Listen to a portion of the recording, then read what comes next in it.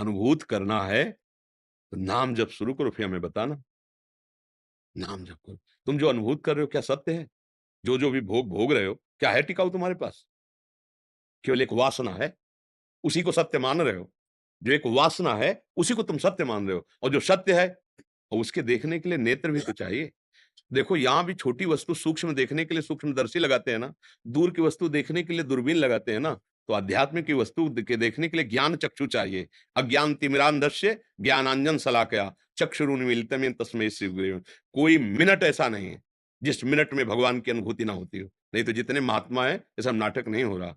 ये पूरी जिंदगी जो उनके चरणों में समर्पित है, ये कोई बकवास नहीं। एक मिनट नहीं जी सकते संत जन भगवान के बिना, एक मिनट नहीं जी सकते। तो भगवान भी एक क्षण भी उनसे अलग नहीं रहते।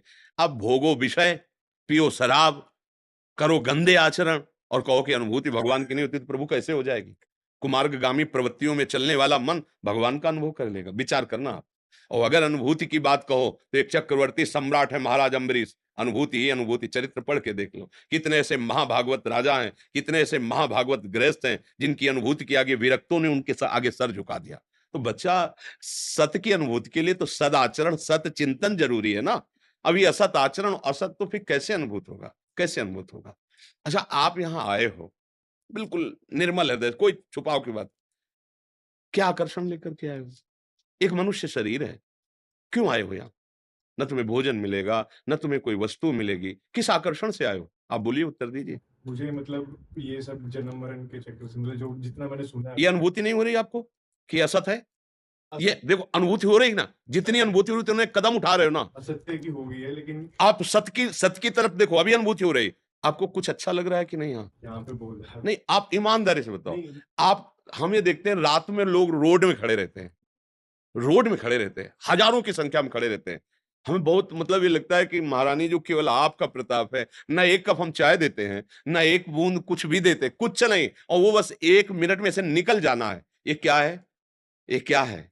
अध्यात्म नहीं है क्या? क्या अनुभूति उनको नहीं हो रही आनंद की कि परमात्मा तत्व का कोई आकर्षण है, ईश्वरी कोई आकर्षण है, सत्य का कुछ प्रभाव है, और उसी सत्य के प्रभाव में आप भी बैठे हो। जितना आपका अंतःकरण, उतनी आपको शांति मिल रही है, उतना आपको अच्छा लग रहा है, जितना आपका पवित्र होता जाएगा। देखो, यहाँ सब बैठे हैं, लेकिन आप संतों के नेत्रों को देखो,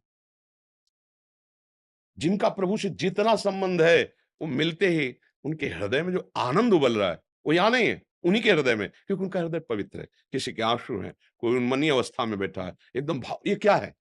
ये अनुभूति है। जितना दर्पण साफ होता जाता है, उतना बढ़िया प्रतिबिंब दिखाई देगा।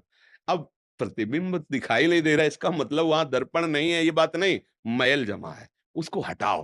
तो मल विक्षेप आवरण भजन के द्वारा नष्ट होते हैं, सत्संग के द्वारा बच्चा, अनुभूति अनुभूति है, कहीं बाहर थोड़ी प्रभु, तुम्हारे अंदर ही मिल जाएगा। और जहां अंदर मिला तो आंख खोलो तो वही है, वो आंख मूंदो तो वही है। वही हर, उसके सिवा तुम हो ही नहीं, उसके सिवा तुम हो ही नहीं। जब जान जाओगे ना, जानत तुम्हें तुम्हें हो जाए। इसलिए पहली बात तो ये मत अंदर से सोचो कि अनुभूति नहीं तो विश्वास कैसा, और विश्वास नहीं तो भगत कैसी, और भगति नहीं तो प्रेम कैसा, और प्रेम नहीं तो भगवान का साक्षात्कार कैसा। अनुभूति तो हो रही कि कोई है। वही है का तो हो गया हमारा तो जी। बस फिर जो है, वो हम कह रहे हैं राधा राधा राधा। अगर कोई है तो उसका परिचय संतों के पास मिल रहा है ना। वो कृष्ण है, वो राम है, वो शिव है, वो हरि है, वो राधा है। जिस नाम से पुकारो मेरे जैसे जल, तोय, वार, नीर, पानी, अम्ब, वारी, ये किसी उसी को तो कह रहे हैं ना।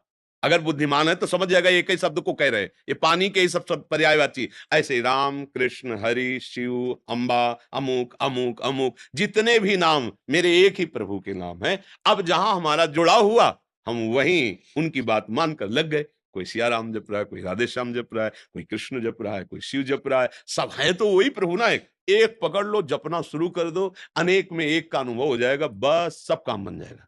नाम जप शुरू करो, अच्छा भोजन करो, व्यायाम करो, गंदा आहार त्यागो, गंदे विचार त्यागो, गंदे लोगों का संग, गंदी क्रियाएं, अभी अभी अनुभव होने लगेगा कि आनंद ही आनंद छा रहा है। ऐसी खुशी जो कोई भी दुख उस खुशी को मिटा ना सके, ऐसा दोस्त जो किसी भी परिस्थिति में छोड़े ना, वो भगवान है। हर समय महसूस होगा मेरे हरि मेरे पास, मेरे कृष्ण मेरे पास, मेरे गुरुदेव की कृपा मुझे घेरे हुए, हर समय अनुभव में आएगी।